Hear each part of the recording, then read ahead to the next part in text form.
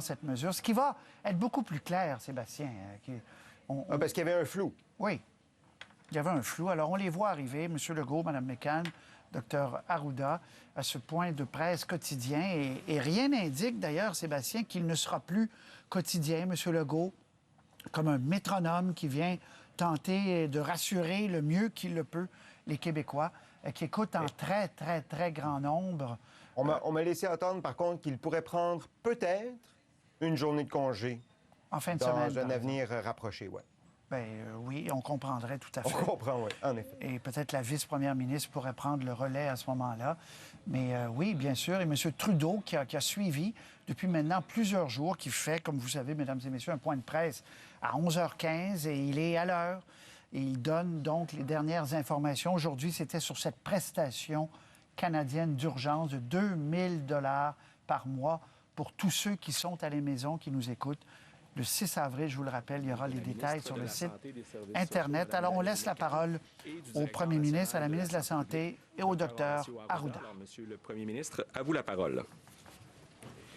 Bonjour tout le monde. Bien, écoutez, d'abord, je veux vous dire que j'entends beaucoup de commentaires. Je parle à beaucoup de gens de beaucoup de régions, puis de plus en plus de Québécois qui suivent les consignes, de plus en plus de Québécois qui aident leurs voisins, qui aident les personnes qui sont plus vulnérables. Donc, très fier de la réaction des Québécois, mais il ne faut pas arrêter.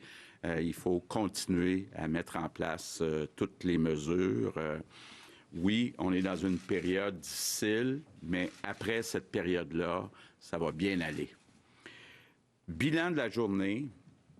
Bon, malheureusement, il y a 2 décès de plus. Donc, on est maintenant à 6 décès. Donc, je veux offrir, bien sûr, mes sincères condoléances à la famille, aux proches des victimes. Maintenant, on a aujourd'hui 1339 cas confirmés. Donc, c'est une augmentation de 326. On a 78 personnes hospitalisées, c'est une augmentation de 11. On a 35 personnes aux soins intensifs, c'est une augmentation de 4. On a beaucoup augmenté les tests, les analyses de tests. On a maintenant 26 600 cas négatifs, 3 000 en attente de résultats. Donc, quand vous analysez les chiffres, quand vous tenez compte de la grande augmentation du nombre de tests, ce sont quand même aujourd'hui, je dois le dire, là, des résultats qui sont encourageants. Mais la partie n'est pas gagnée et il faut garder nos bonnes habitudes. Bon, d'abord un mot sur la protection du personnel de la santé. D'abord, je veux rassurer tout le monde, on a tout l'équipement de protection nécessaire. J'avoue qu'on a eu des petites difficultés dans la distribution du matériel aux différents établissements. On est en train de corriger ça, là. Donc, il n'y a rien qui va être négligé pour protéger notre personnel de la santé. Puis, il n'y a pas de raison parce qu'on a tout l'équipement pour les protéger. Bon, maintenant, je reviens sur les résidences de personnes âgées. On a actuellement au Québec 3 résidences de personnes âgées qui sont infectées. Il y en a une dans la Nodière, une à Montréal, puis une en Estrie. Bon, d'abord, je vais vous dire que dans ces 3 résidences-là, toutes les mesures nécessaires ont été prises. Mais c'est très important, on le dit depuis le début, de tout faire pour qu'on augmente le nombre de résidences de personnes âgées infectées. C'est important parce que même s'il peut arriver, puis on a vu des cas où il peut y avoir des conséquences graves pour des plus jeunes, il reste que les probabilités sont beaucoup plus élevées chez les personnes âgées d'avoir des conséquences graves. Et puis évidemment, bien, quand il y a des résidences de personnes âgées, partout, que ce soit au Canada, aux États-Unis, c'est là qu'il y a le plus, malheureusement, de conséquences graves quand l'infection rentre dans les résidences de personnes âgées. Donc, je répète les consignes. Je sais que c'est dur, mais pas de visite dans les résidences de personnes âgées. Les sorties des résidents doivent être faites sous supervision. là, j'ai un message, entre autres, pour tous les propriétaires de résidences, de personnes âgées, publiques, privées. C'est important, d'abord, de bien s'assurer que toutes les mesures nécessaires sont prises pour que le personnel soit en sécurité puis garde les résidents en sécurité. Puis toutes les mesures, quand on reçoit la nourriture aussi, doivent être prises au cas où la nourriture serait infectée. Donc, très, très important de bien s'occuper des résidences de personnes âgées.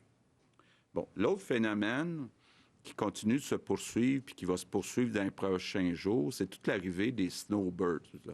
Ceux qui vont passer l'hiver en Floride ou dans les destinations soleil. Très important, vous devez vous isoler pour 2 semaines. Très, très important, là, vous êtes à risque, donc vous restez à la maison pour 2 semaines, tous ceux qui reviennent de la Floride ou d'autres endroits comme ça. Maintenant, un mot pour les gens qui sont inquiets financièrement. Évidemment, là, les gouvernements, notre rôle premier dans la crise actuelle, c'est de s'assurer que tout le monde a assez d'argent pour manger, pour se loger. Donc, évidemment, il y a le loyer qui s'en vient le 1er avril. Puis les chèques devraient arriver à compter du 6 avril, les chèques du gouvernement fédéral. Donc, moi, je veux faire un appel aujourd'hui à tous les propriétaires d'être compréhensifs, là, d'être capables d'attendre quelques jours avant de recevoir le loyer du 1er avril. Ça ne veut pas dire que ceux qui sont capables de le payer ne doivent pas le payer, là, parce qu'il y a des propriétaires qui comptent là-dessus aussi pour avoir des revenus. Mais soyons compréhensifs. Les chèques, les premiers chèques du gouvernement fédéral vont arriver à partir du 6 avril. Puis là, bien, il y a le loyer à payer le 1er avril. Maintenant, aussi, dans chaque région, il y a des banques alimentaires. On a annoncé une bonification du financement des banques alimentaires. C'est important, les gens, tout en faisant attention de se protéger, là, les bénévoles qui vont travailler dans les banques alimentaires, suivez les consignes, mais je veux vous dire un immense merci. On va avoir besoin de vous autres au cours des prochains jours parce qu'il y a des gens, malheureusement, qui n'auront pas les sous pour être capables d'acheter la nourriture. Puis ça, là, on a tous une responsabilité d'aider. Donc, merci à ceux qui aident dans les banques alimentaires un peu partout au Québec. Un mot aussi sur les sans-abri. On est en train, là, ça devrait être dans les prochaines heures, de trouver des places pour être certain que nos sans-abri ne soient pas dans des salles communes à risque, là, donc toutes sortes d'alternatives là, qui sont examinées, entre autres au Royal Vic à Montréal, dans d'autres endroits. Donc, on est très conscient là, du défi, puis on en discute, puis on s'en occupe actuellement. Maintenant, mes remerciements du jour, c'est pour le personnel qui fait l'entretien ménager puis qui désinfecte les établissements partout. Évidemment, à commencer par le réseau de la santé, mais partout au Québec. Votre tâche, là, est plus importante que jamais. Donc, merci beaucoup à tout le personnel d'entretien ménager. Donc, je conclue en vous disant, on a actuellement une espèce d'armée de 8,5 millions de personnes pour combattre le virus. Et ça risque d'être la plus grande bataille de notre vie. Puis on va en parler longtemps. Hein? Nos petits-enfants, dans 20 ans, dans 50 ans, vont se rappeler comment le peuple québécois a réussi, ensemble, à gagner la bataille. Donc, c'est une grosse bataille qu'on mène, là, puis on va être fiers de l'avoir gagnée, puis moi, je suis convaincu qu'on va la gagner. Mais comme je le dis à chaque jour, l'important, c'est de tout faire pour limiter les contacts physiques, limiter la contagion, limiter la perte de vie, et on est capable de la gagner, on va la gagner ensemble, cette bataille, cette guerre, mais j'ai besoin de vous, je compte sur vous. Merci. Voulez-vous dire quelques mots en anglais ou on prend... Oui. Alors, le Québec est uni comme une armée de 8,5 millions de personnes dans ce combat contre le virus. Chaque geste que nous posons nous amènera plus près de la victoire. Nos enfants comme nos petits-enfants vont se rappeler comment nous avons gagné cette guerre. Alors, faisons en sorte qu'ils soient fiers de nous. Continuons nos efforts ensemble. Notre réseau de santé continue de se préparer. Nous accélérons la cadence des tests de dépistage et nous mettons en œuvre toutes les mesures afin de protéger nos anges gardiens. Afin de nous aider dans ces efforts, j'invite nos snowbirds, nos retraités en retour du Sud, de s'auto-isoler pendant 14 jours. Il est vraiment critique de le faire. Vous êtes à risque de propager le virus. Le plus rapidement chacun fera sa part, le plus rapidement nous pourrons sauver des vies et gagner cette bataille. Je vous remercie infiniment. Merci, Monsieur le Premier ministre. Alors, pour les questions, on va débuter aujourd'hui avec Hugo Lavallée, Radio-Canada. Bonjour. Le premier ministre, donc vous parlez de résultats encourageants, mais c'est quand même la 3e journée d'affilée où on constate un nombre de cas qui est en hausse de manière importante, plus 326. Hier, c'était 385 de plus. Il y a beaucoup de gens qui s'étonnent de voir que le Québec est l'endroit au Canada où il y a le plus de cas. En Ontario, ils sont 14 millions, ils ont l'aéroport le plus important au pays, ils font plus de tests et pourtant, il y a moins de cas. Donc, je comprends que la semaine de relâche ici a peut-être moins bien tombé qu'en Ontario, mais est-ce que c'est le seul facteur? Est-ce que c'est pas inquiétant, surtout dans la mesure où on se targuait jusqu'ici d'être à l'avant-garde de ce qui se faisait dans les autres provinces? Bon. Là, vous voyez, là, à 26 600 cas négatifs, là, on passe devant la moyenne canadienne per capita. Donc, c'est une grosse augmentation du nombre de tests, de résultats de tests aujourd'hui, puis une augmentation de 326. Donc, toute proportion gardée, là, c'est un ratio qui est encourageant. Par contre, si on regarde au total, bien là, on revient sur les implications. Encore aujourd'hui, à peu près au moins 60 des cas, ce sont des cas de gens qui ont voyagé. On a beaucoup de gens qui ont voyagé à peu près au pire moment durant le congé scolaire, donc il faut en tenir compte. Mais moi, ce qui est intéressant, là, c'est de regarder la progression. Puis aujourd'hui, compte tenu du nombre de nouvelles analyses, c'est encourageant. Il faut dire aussi que le choix qui a été fait, qui était le bon choix par le docteur Arruda, c'est qu'on a commencé à tester les personnes qui étaient et avec des symptômes et qui avaient voyagé. Donc, évidemment, là, on a mis comme toutes les chances de notre côté de trouver des cas positifs. On n'a pas juste testé ceux qui ont des symptômes, on a testé d'abord ceux qui avaient voyagé et avaient des symptômes. Là, on est rendu à la deuxième étape. Et puis, on teste des gens qui ont juste des symptômes. Et donc là, nos résultats, quand on regarde les nouveaux résultats, sont dans la moyenne de ce qu'on voit dans d'autres provinces ou dans d'autres États. Pour M. le docteur Arruda, c'est ça. En fin de compte, vous savez, c'est très difficile de comparer ce qui se passe à un endroit à un autre. C'est en fonction aussi des types de vols qui sont faits. La Colombie-Britannique, c'est la Chine. Nous, on a eu la France, l'Italie. Il y a eu la semaine de relâche. Puis, on a encore, pour l'ensemble du Québec, dans ce qu'on appelle une majorité de cas sont associés à des voyages.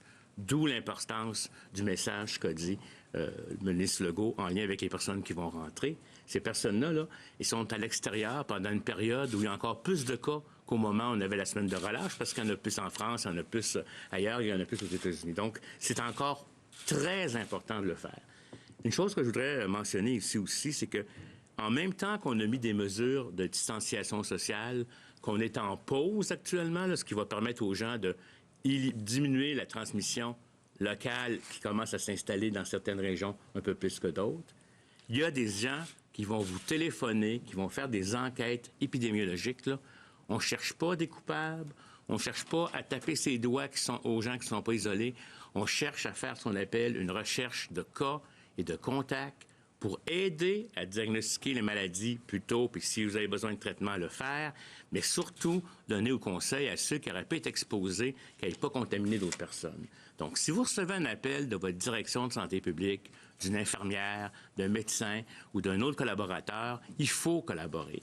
De la même façon que si vous allez en clinique, il faut le dire si vous avez voyagé. Il faut le dire que peut-être vous avez été en contact avec quelqu'un qui est positif. Ne cachez pas ça, parce qu'en le cachant, vous empêchez le médecin de se protéger puis nos anges gardiens de se protéger.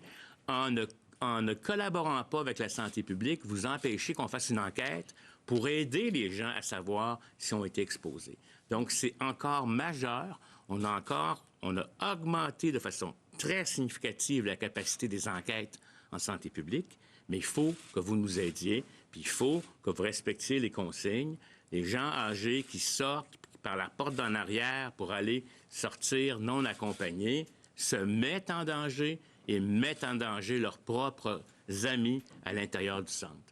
On ne fait pas ça pour le plaisir. Je vous le dis, pour certains, c'est une question de vie ou de mort et vous pouvez être dans la séquence où quelqu'un, au bout de la ligne, va mourir parce que vous n'aurez pas respecté ses consignes. Je sais que la majorité des Québécois le comprennent, la majorité des Québécois le font, mais il ne faut pas laisser les petites poches de gens qui n'écoutent pas, qui ne comprennent pas. On veut les convaincre, puis à un moment donné, s'il faut, on n'est pas rendu là, mais de grâce, faites ce qu'on vous a prescrit. C'est comme un traitement pour la communauté, pour diminuer l'impact et diminuer le nombre de morts. M. Lavallée. Oui, on a vu au cours des dernières heures, le gouverneur de l'État de New York annoncer qu'il y avait plus de 30 000 cas à l'intérieur de personnes infectées dans son État. Le nombre double tous les 2 ou 3 jours. On comprend que la frontière est fermée aux visiteurs, mais est-ce que c'est pas inquiétant dans la mesure où c'est un des plus proches voisins du Québec? Il y a des camionneurs qui passent par là, beaucoup de Québécois qui vont revenir du sud des États-Unis, qui vont transiter par l'État de New York. Est-ce qu'il y a des mesures additionnelles à prendre de votre part ou de la part du gouvernement fédéral? Oui. Bon, d'abord, quand on regarde les résultats pour l'État de New York, il faut tenir compte aussi que c'est un État qui teste beaucoup plus que la moyenne des États aux États-Unis.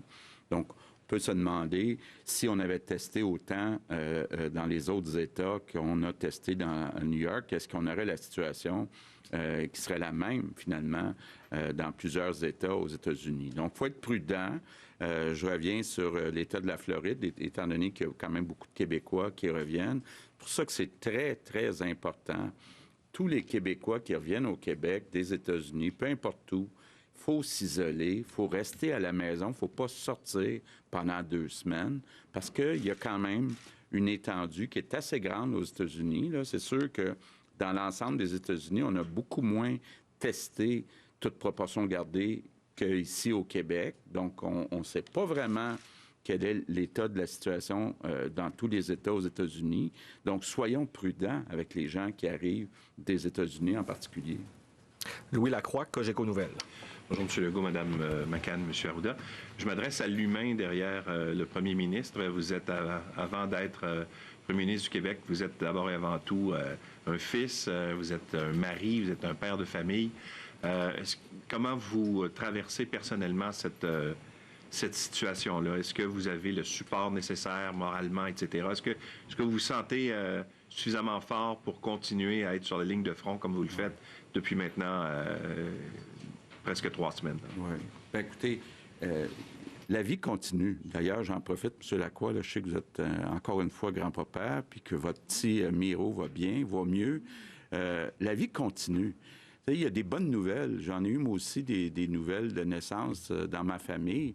Il faut essayer de voir après la crise, là. Et puis, ben c'est ça, notre défi, c'est de dire, on racontera ça un peu comme une grosse anecdote qui est arrivée pendant une période de notre vie, mais on est capable de passer au travers. Moi, je me sens bien. C'est sûr que je vois pas mes 2 fils là, qui sont à Montréal, mais je me sens bien. Je vous dis tout de suite, je vais prendre une journée de congé samedi. Ça va probablement être Geneviève qui va être ici. Donc, je fais attention à moi et je fais attention aussi aux gens qui sont autour de nous. Mais il faut, bien sûr, prendre ça au sérieux. C'est grave ce qui se passe, mais on va passer au travers. C'est une période difficile, c'est temporaire. Donc, il faut le regarder comme ça. Puis, comme premier ministre du Québec, moi, je suis fier de ce qui se passe au Québec. Je suis fier, je le disais au début, de la réaction des Québécois. Les Québécois qui suivent les consignes, les Québécois qui s'aident, là, puis on va arriver avec... parce qu'il y en a plein qui nous appellent puis disent où je peux aller aider. Donc, on va les aider à avoir l'adresse des organismes qui ont besoin d'aide. Donc, c'est beau de voir ça. Même si c'est dur, c'est beau de voir la réaction humaine des Québécois. Deuxième question, M. Legault. La Ville de Québec, hier, a annoncé que, jusqu'à maintenant, ils ont mis à pied 2000 personnes qui travaillent pour la Ville, des employés. Vous avez pris la décision, vous, dès le début de cette crise-là, de maintenir, de donner le salaire des gens, finalement, de ne pas faire de congédiement. Même s'il y a des gens qui ne peuvent pas travailler, qui sont à la maison, ne peuvent pas faire de télétravail, vous avez décidé de maintenir le lien d'emploi et donc de les payer. Est-ce que, d'abord, comment vous accueillez la décision de la Ville de Québec et est-ce que vous songez à mettre des gens à pied au gouvernement? OK. Non, on n'a pas d'intention de mettre qui que ce soit à pied. Il faut comprendre que pour ce qui est de la Ville de Québec, ce ne sont pas des employés permanents, c'est des employés qui étaient temporaires, ou je ne sais pas c'est quoi le mot exactement, là, mais en tout cas, qui n'étaient pas des employés permanents. Donc, il faut quand même distinguer. Mais pour ce qui est de nous, la seule affaire que je pourrais dire, c'est les gens qui sont payés par le gouvernement d'un réseau ou ailleurs, qui ont du temps, s'il vous plaît, allez aider. Là. C'est le temps de s'aider, c'est pas le temps de couper. Alain Laforêt, TVA. Bonjour, Monsieur le Premier ministre. Vous nous avez habitués à beaucoup de transparence. Vous avez passé un message tout à l'heure au réseau de la santé. Vous êtes au courant des notes qui circulent dans le réseau de la santé. Peut-être pas, ou votre ministre est au courant. Je vais vous en lire une qui a été envoyée au réseau de la santé en Estrie, où on dit « Devant la pénurie d'équipements de protection individuelle, nous devons rationaliser leur utilisation à travers nos établissements. » La FIC, ce matin, a dit qu'elle vous croyait qu'il y a de l'équipement, mais a dit aux gestionnaires, s'il vous plaît, aidez-nous à avoir lorsqu'on en a besoin. Bon, je vais laisser Daniel compléter, là, mais pour moi, la commande est claire, là, puis je le répète régulièrement à mes réunions avec les gens de la santé. Il n'est pas question de mettre à risque qui que ce soit. Il n'est pas question de négliger des équipements dans le réseau de la santé. Maintenant, j'avoue, je l'ai dit tantôt, on a eu des petits problèmes de distribution. Il ne nous manque pas d'équipements de protection au total au Québec, mais il y a eu des problèmes de distribution et peut-être eu des petits problèmes de directive. Mais moi, je vais être très clair, là. On doit mettre tout le matériel qui est nécessaire en tout temps, partout dans le réseau de la santé. Oui, effectivement. Et moi, j'en fais ma priorité. C'est ma grande priorité. Et on veut savoir, comme ça nous a été dit hier, là, quelques endroits où il y avait des problèmes. On y a vu, on va corriger, on corrige la situation, puis on veut le savoir et on va s'organiser pour le savoir aussi.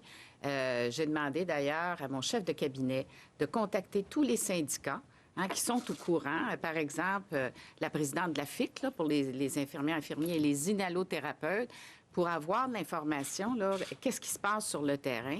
J'ai demandé au sous-ministre de demander au PDG d'avoir une rencontre téléphonique tous les jours avec leurs syndicats. On veut savoir qu'est-ce qui se passe sur le terrain. Ce qu'on dit, nous, on va corriger la situation aussitôt qu'on le sait, parce qu'effectivement, comme dit M. le Premier ministre, c'est un problème de distribution. On a la capacité. Toutefois, c'est sûr que ce qu'on fait actuellement est différent de ce qu'on faisait avant. De la façon dont on gère les masques, les gens ont été habitués à avoir les masques à portée de main, mais on a eu des vols à certains endroits. On est obligé de les mettre sous clé.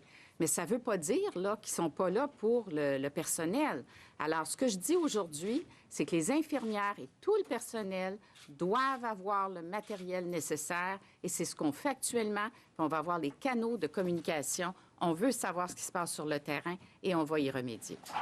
Une autre grande préoccupation de la FIC, Madame la ministre, c'est les vêtements. Il y a encore du personnel de la santé qui sort à l'extérieur et qui ramène des vêtements des hôpitaux chez eux pour le laver. Dans une période de pandémie, est-ce que c'est normal? et on va y voir.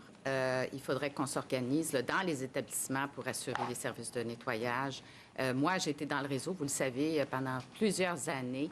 Et c'est une situation que je ne trouve pas normale, même en temps normal. Et on va y voir et on va s'organiser pour que les uniformes soient lavés à l'intérieur des établissements. Charles Le Cavalier, le Journal de Québec. Oui, bonjour.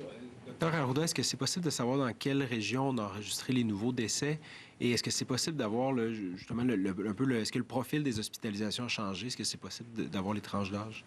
Bon, premièrement, vous comprendrez que quand on nomme 2 cas puis qu'on parle de région, là, ça devient possible d'identifier, particulièrement quand ça se passe dans des petites régions. Donc, ce que je peux vous dire, c'est que ces 2 personnes, elles ne sont pas en région métropolitaine, disons, là, si je pourrais dire ça. Et il y a encore au moins une personne sur les 2 qui était associée à un voyage. Pour la raison pour laquelle je dis ça, là, c'est pour pas que les gens pensent qu'il y a une transmission communautaire.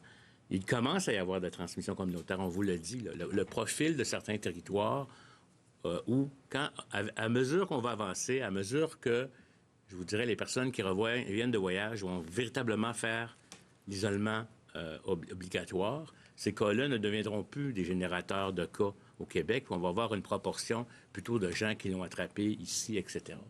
Mais donc, on n'en est pas là partout au Québec. On se préoccupe de ça comme tel. Mais c'est pour ça encore, je reviens sur... Puis je ne suis pas en train de vous dire qu'il ne faut pas considérer que les gens qui n'ont pas fait de voyage ne sont pas à risque. Il y a des territoires, on a des histoires, on n'arrive pas pour trouver le voyage, d'où l'importance de collaborer avec la santé publique comme telle. Les frontières sont fermées. Il y a quand même des gens qui reviennent des États-Unis. Il faut regarder ça. Puis il faut enquêter tous les cas et les contacts. Donc, puis ces 2 personnes-là sont des personnes qui ont un âge avancé. Il faut comprendre, on l'a toujours dit, on va avoir dans les proportions de tests des gens de 50 ans, de 35, 50 ans, parce qu'on les teste. Ces gens-là, heureusement, ne se retrouvent pas nécessairement à l'hôpital, sont isolés à la maison, ils vont faire un rhume, une grippe, puis tout va rentrer dans l'ordre. C'est encore les personnes âgées avec des maladies chroniques qui vont être les plus touchées. On n'a jamais exclu qu'un jeune pourrait avoir un problème respiratoire pulmonaire. C'est comme un peu le SRAS, c'est arrivé, mais ça ne sera pas au même taux que chez les personnes âgées.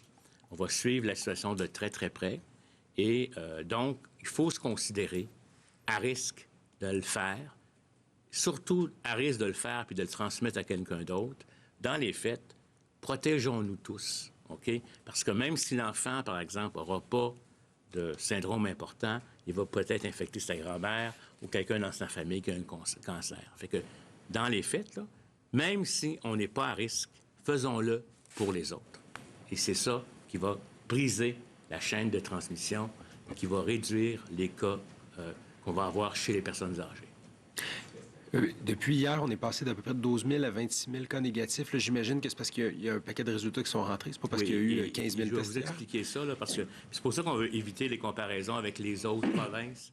C'est que, dans les faits, là, on est passé d'un laboratoire qui testait seulement, puis avec un test de qualité qu'on faisait valider par Winnipeg. À un moment donné, on a dit Winnipeg, c'est plus nécessaire, le test du Québec est assez bon. Ça, c'est en pratique courante. On appelle ça de la qualité, contrôle de qualité des laboratoires. Un test comme ça, quand on le décentralise vers des régions, quand on crée 38 centres où on peut faire le test, il y a une période de validation qui est nécessaire. Et là, on appelait des cas probables, ce qui était probablement des cas réels, parce que nos laboratoires ont été performants. Et là, à un moment donné, compte tenu des informations qu'on avait sur l'ensemble du laboratoire, même si tout le processus n'était pas fini, on a décidé de dire que maintenant, c'était probable.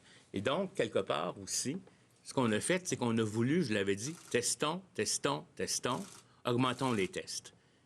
Puis là, les gens sont mis à tester en quantité importante.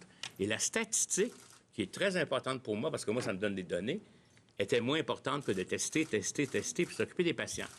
Fait que pendant cette période-là, de 3-4 jours d'adaptation, comme on a changé de système, on a obtenu. À mesure qu'on va avancer, à mesure qu'on va aussi implanter des systèmes informatiques qui sont en cours, on va avoir plus de données. Parce que là, je peux avoir des chiffres sans connaître. Là, on va connaître, c'est-tu un homme, c'est-tu une femme, quel groupe d'âge, c'est un cas de voyage, c'est-tu un cas tétrapé. Notre recherche épidémiologique de statistiques va s'améliorer. Donc, c'est un backlog. Et on avait l'impression qu'on testait beaucoup moins qu'ailleurs, mais dans les faits, techniquement, on testait beaucoup, mais on ne recevait pas la donnée au central. Mais vous comprendrez que c'est normal qu'on fasse ça, parce que on choisit la priorité, c'est tester. La statistique, même si le Dr. Arruda attend après, il attendra, parce que ce qu'il faut faire, c'est s'occuper des patients et des cas. Merci. Maintenant, Marco Bellard-Cirino, Le Devoir. Oui, Dr. Arruda, justement, là-dessus, le Québec a recensé le plus de cas au Canada, mais on a effectué, comme vous le mentionnez, moins de tests que dans d'autres provinces. En quoi cette stratégie-là est meilleure pour la suite du combat contre la COVID-19? J'ai une chose. On a testé plus que le reste du Canada, mais il y a 2 provinces qui ont testé un peu plus que nous autres, c'est la Colombie-Britannique puis l'Alberta. Mais actuellement, toute proportion gardée, on teste plus que l'Ontario, puis on a testé plus que l'ensemble du Canada. Pour lutter contre une pandémie, c'est un ensemble de stratégies. OK? Mettons que j'aurais testé, mais sans mettre de mesures pour prévenir. J'aurais tout simplement testé, puis il n'y a pas de prévention. Ce qu'on a fait, c'est qu'on a pris des mesures très rapides comme si tout le monde était infecté, si vous me permettez, là. Et donc, puis là, la stratégie des tests, là, il est trop tôt pour moi là, de dire exactement ce qui s'est passé sur le terrain en Ontario, puis même sur mon propre terrain. Parce que je suis convaincu qu'au moment où on dit qu'on ne teste que des voyageurs, il y a des médecins qui, par suspicion clinique, ont testé des personnes. Et quand on teste les gens où on a plus de chances d'avoir des cas positifs, c'est aussi bien que si on a une population là, de gens où il n'y a personne, disons un pays où il n'y en a pas, puis je fais des tests, je n'en trouve pas. Je peux faire des milliers de tests, je n'en trouve pas. Mais nous, si on a des tests, on va vers les endroits où il y a le plus de chances, notre test est plus efficient. Là, je n'aurais pas dans les méthodes d'épidémie. On appelle ça de la valeur prédictive positive. Je ne veux pas rentrer là-dedans, c'est trop compliqué.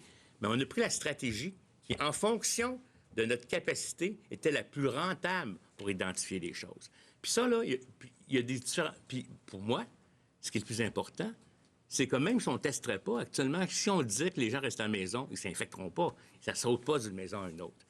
Mais le test, il nous sert de produit diagnostique. Puis je pense qu'il est trop tôt encore. On le verra dans l'évaluation. Parce que ce qu'on pense que les autres font, c'est peut-être pas ce qui se passe en termes de réalité, même pour le Québec. Mais moi, je pense qu'on a fait ça avec nos experts. Merci. Monsieur le Premier ministre, aiderez-vous les Québécois qui ont perdu leur travail et qui n'auront accès à aucune aide fédérale avant quelques semaines? Vous mentionnez hier la date du 6 avril. Ça semble être encore plus long. Qu'est-ce que le Québec peut faire d'ici là? On est en train de se préparer, effectivement, à ce qu'il y ait des cas d'ici le 6 avril là, qui vont avoir besoin d'argent pour la nourriture, pour le loyer, pour les services là, essentiels qu'on a besoin de payer dans la vie. Donc, on est en train de regarder ça. Mais évidemment, le gros de l'aide devrait arriver dans la semaine du 6 avril du gouvernement fédéral. J'ai entendu tantôt M. Trudeau aussi encore bonifier l'aide individuelle qui serait donnée là, avec un montant de 2 000 $ par mois. Donc, je pense que il y a de l'aide. Puis c'est évidemment la priorité de tout le monde, autant le fédéral que nous, d'aider les individus à très court terme. Puis effectivement, dans les prochains jours, on est en train, avec Jean Boulet, de regarder ce qu'on peut faire pour aider les cas exceptionnels. Patrice Bergeron, La Presse canadienne. Bonjour à vous tous, ici. À propos des 2 nouveaux décès, vous avez dit que vous ne voulez pas donc donner trop d'informations pour qu'on puisse préciser, mais il s'agit-il de personnes qui vivaient dans des résidences pour personnes âgées, puisqu'ils étaient âgés, des résidences qui sont déjà contaminées actuellement? À ma connaissance, non. Très bien. Puis vous comprendrez qu'il y a des niveaux d'information aussi qui ne doivent pas se rendre au central pour des questions de confidentialité. Mais à ma connaissance, non. Ça veut dire, que c'était des personnes âgées, que même une personne âgée qui vit chez elle, qui a des maladies chroniques, parce que ce n'est pas tous les Québécois qui sont en résidence pour personnes âgées, il y a plein de gens qui vivent dans leur maison, ça veut dire qu'eux aussi peuvent être à risque. Et vous avez évoqué tout à l'heure le cas de New York, et puis les États-Unis sont un des foyers importants actuellement aux États-Unis, donc il y a énormément de cas en augmentation. Le camionnage est un service essentiel, il y a beaucoup de gens qui traversent la frontière, qui doivent revenir. Est-ce qu'il y a des mesures particulières qui sont mises en place pour les camionneurs québécois qui reviennent des États-Unis ou qui font souvent des allers-retours pour qu'on puisse s'assurer qu'ils ne propagent pas le coronavirus au Québec? Bien, François Bonnardel est en train de s'assurer qu'il y ait des endroits sécuritaires pour ceux qui ont besoin, par exemple, d'aller aux toilettes, évidemment. On va comprendre que les camionneurs ont ces besoins-là aussi. Mais c'est très important, dans la balance des inconvénients, de trouver ça drôle, vous, hein? C'est très important que les livraisons de nourriture se poursuivent. Là. Donc oui, peut-être qu'on prend un peu de risque de laisser circuler les camionneurs, mais on a besoin des camions de nourriture actuellement. Hugo Pilon-Larose, La Presse. Monsieur Arruda, quelle est la meilleure donnée en ce moment qu'on devrait utiliser pour comparer le Québec avec les autres provinces? Est-ce que c'est le nombre de cas confirmés ou la méthodologie diffère trop entre les provinces? Est-ce qu'on devrait regarder, par exemple, le nombre d'hospitalisations? Si on veut se comparer, c'est quoi le point de référence? Bien, je vais vous le dire, ça va dépendre de la stratégie de test. Actuellement, là, j'ai pas assez d'informations pour vous donner une version rigoureuse de la réponse. À mesure qu'on va évoluer dans le temps, on va avoir probablement plus harmonisé nos approches. C'est sûr qu'il faut comparer avec des taux. C'est sûr qu'actuellement, quand il va falloir qu'on ait à peu près le même rythme de testage, mais l'hospitalisation, les cas sévères, habituellement, c'est un bon indice de comparaison parce que c'est les gens qui finissent par se retrouver à l'hôpital, puis qu'ils soient en Ontario ici, ils finiraient par se retrouver à l'hôpital. Mais on est au début quand même. Peut-être que vous trouvez ça pas assez au début, mais techniquement, on est au début parce qu'il faut aussi comprendre que pour catégoriser et stratifier ce qu'on appelle les données, ça prend suffisamment assez de cas. Prenons un exemple. Sur un petit territoire, s'il y a un cas en Gaspésie, on augmente de façon artificielle l'impression parce que c'est une petite population, un cas, il y a de l'instabilité dans l'évaluation. Fait que je vous dirais que pour le moment, première chose, je vous dirais les sites officiels, hein, c'est la meilleure donnée parce que les gens vont voir des sites à gauche et à droite qui font leurs courbes. Là, il y a des gens très bons en Excel actuellement qui font des courbes à la maison, là, puis qui font ça, puis qui font des projections. Je pense qu'il faut aller voir les sites officiels. Puis, il faut surtout que chacun regarde sa situation. Moi, actuellement, là, j'ai été beaucoup concentré sur ce qui se passait ailleurs dans le monde, etc. Là, le virus est au Québec, puis je regarde le Québec, puis je m'organise que le diagnostic du Québec soit l'input pour le traitement que je recommande au PM. Rapidement, sous question. Monsieur Legault, Juste peut-être parce que moi aussi, là, je suis un peu maniaque des statistiques, là, donc j'ai demandé à mon monde d'essayer de voir dans les autres provinces jusqu'à quel point a-t-on choisi, parce que nous, jusqu'à hier matin, on testait seulement les personnes qui avaient voyagé et des symptômes. Fait que je veux voir, est-ce qu'il y a d'autres provinces qui ont pris cette approche-là? Parce que si c'est pas l'approche qu'ils ont prise, puis qu'ils ont juste testé tous les gens qui avaient des symptômes, bien, les chiffres ne sont pas comparables. Là. Donc, même moi, avec les ressources que je peux avoir pour avoir des statistiques, là, je ne suis pas capable de faire cette comparaison-là. L'objectif des mesures que vous avez annoncées jusqu'à maintenant, notamment de mettre le Québec sur pause jusqu'au 13 avril, c'était de freiner la propagation du virus. À la mi-mars, vos scénarios prévoyaient d'ailleurs un taux d'hospitalisation plus élevé qu'on a en ce moment, donc c'est positif, mais on sait qu'il n'y aura pas de vaccin quand même rendu, même au 1er mai. Est-ce qu'on est à l'abri d'une deuxième vague? Et s'il y avait une deuxième vague plus tard ce printemps, serait-on capable économiquement de reprendre des mesures aussi drastiques que vous prenez en ce moment? Bien, on va avoir une décision à prendre le 13 avril ou dans les jours précédents. Puis évidemment, on va regarder la courbe. Est-ce que on a réussi, comme on dit souvent, à aplatir la courbe? Est-ce que la croissance est moins grande? Est-ce qu'on a atteint un plateau? Ce sont les questions qu'on va se poser pour prendre la décision de la suite des choses le 14 avril. Mais s'il y a un très grand risque, ça continue d'augmenter, on va être obligé de poursuivre. Dernière question et sous-question en français. Olivier Bossé, Le Soleil. Pour les 6 décès, les 2 nouveaux décès, est-ce qu'il faut comprendre que ces gens-là meurent nécessairement isolés et surtout isolés de leur famille? Bien, on a quand même une mesure où quand on sait que la personne, que ce soit de la COVID-19 ou pour d'autres causes, est sur le point de mourir, bien, on ne va pas interdire à la famille de venir voir pour une dernière fois ses parents. On va prendre les mesures, les masques pour tout le monde, etc., etc. Mais, bon, ça dépend de chaque cas. Est-ce que c'est arrivé subitement ou c'est pas subi? Mais on reste humain, mais en même temps, je le répète, là, je sais, il y a beaucoup de monde qui m'écrivent parce qu'ils veulent aller visiter leur mère ou leur père dans la résidence de personnes âgées. C'est vraiment pas une bonne idée. C'est vraiment la pire affaire qu'on souhaite. Là, on a 3 résidences de personnes âgées qui sont infectées. C'est là qui sont nos 3 plus grands risques. Et il faut arrêter ça. Il faut limiter le nombre de résidences de personnes âgées infectées. Et tantôt, dans votre texte d'entrée, vous avez parlé de, ce serait pas une possibilité, mais d'une inquiétude, ou en tout cas que la nourriture des résidents soit infectée. Pouvez-vous préciser là-dessus pour ne pas inquiéter? Oui. Bien, il faut s'assurer que la nourriture qui est reçue, ne serait-ce que les livreurs qui viennent porter la nourriture, ne soient pas en contact avec les personnes à l'intérieur de la résidence, que le traitement de la nourriture nettoyée et tout ça, que ça soit bien fait. Puis le personnel aussi qui est en contact avec les personnes âgées, qui ait pris toutes les précautions. À ce que je sache, là, c'est pas parce que j'ai entendu quelque chose de négatif. Quand je parle à des propriétaires de résidences personnes âgées, ben ils me disent on a 3 risques. On a la nourriture, on a notre personnel, puis on a nos résidentes quand ils sortent. Puis là, ben, c'est pour ça qu'ils m'ont demandé de dire, on peut-tu limiter ce 3e risque-là? Mais il ne faut pas oublier les 2 premiers. Moi, j'ai l'impression que les propriétaires de résidences de personnes âgées s'en occupent bien des 2 premiers risques. Puis ça, là, qu'on a annoncé des mesures pour le 3e risque. Mais il ne faut pas oublier, à travers les prochains jours, il ne faut pas relaxer les mesures. Il faut les garder serrées. So we're ready to switch in English. We'll start with Ketsane, CBC. Good afternoon. Bonjour.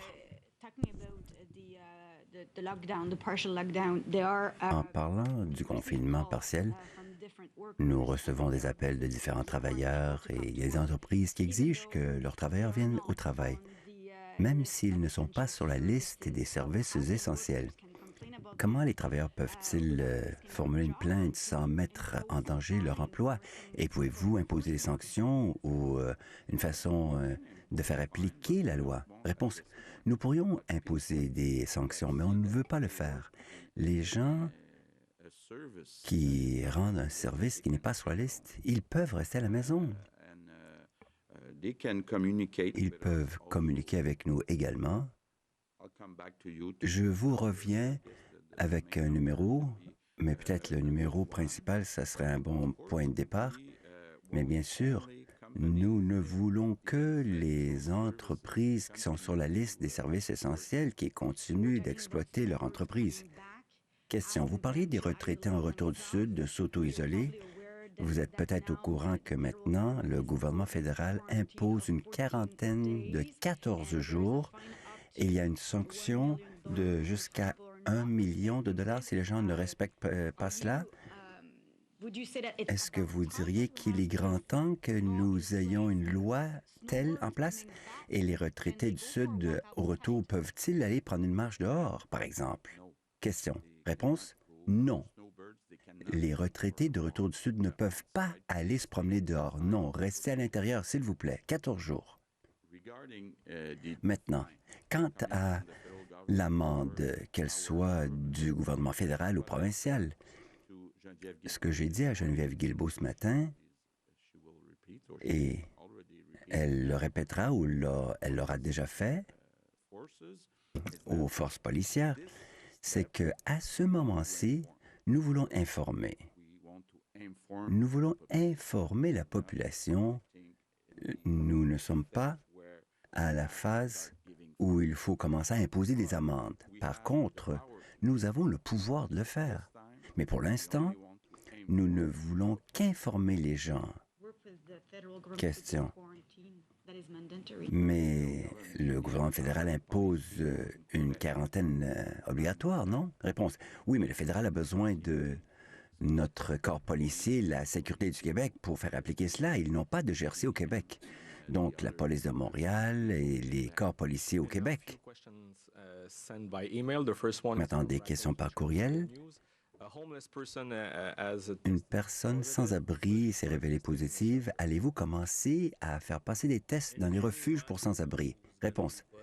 Toute personne déclarée positive toute personne qui a des symptômes, qu'il soit dans la rue ou dans un refuge, on s'en occupera et on va élaborer tout un dossier avec un suivi des contacts et on va le traiter comme n'importe quel autre citoyen.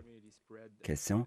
Maintenant qu'il y a de la transmission communautaire et que vous pouvez infecter quelqu'un sans symptômes, pourquoi n'avons-nous pas commencé à tester toute personne voulant être testée? Réponse. Votre test sera négatif si vous n'avez pas les symptômes et peut-être, comme nous le disions, quand on a moins de gens de l'extérieur en provenance de voyage et pas d'histoire de contact, il y aura un test pour les gens symptomatiques. Et moi-même, je rajouterais ceci.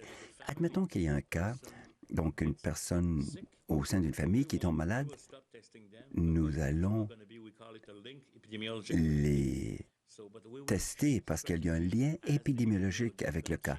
Mais à mesure que l'épidémie change de visage, nous allons nous adapter. Question. Bonjour. Pour M. Arruda, le nombre de nouveaux cas de COVID-19 continue de prendre de l'ampleur. On est plus malade que tous les autres au Canada. Est-ce que c'était dans vos attentes? Réponse, tout à fait oui. Et, comment dire, j'aimerais être prudent, savez-vous, faire preuve de prudence. Parce que, savez-vous, il y avait des moments où nous doublions au quotidien nos nombres de cas. On a presque le même chiffre qu'hier. Nous verrons ce qui va se passer demain. Mais pour l'instant, ce que nous constatons, c'était selon nos prévisions. Il y a toujours des petites variations, c'est sûr. Mais en fait, et je ne suis pas le seul qui examine cela, j'ai mes experts également en statistique, nous ne sommes pas là où nous le prévoyons. Même si un taux plus élevé, n'oubliez pas qu'on pense à 8 millions de Québécois et Québécoises. Comparé cela à la Chine, ce sont des millions et des millions.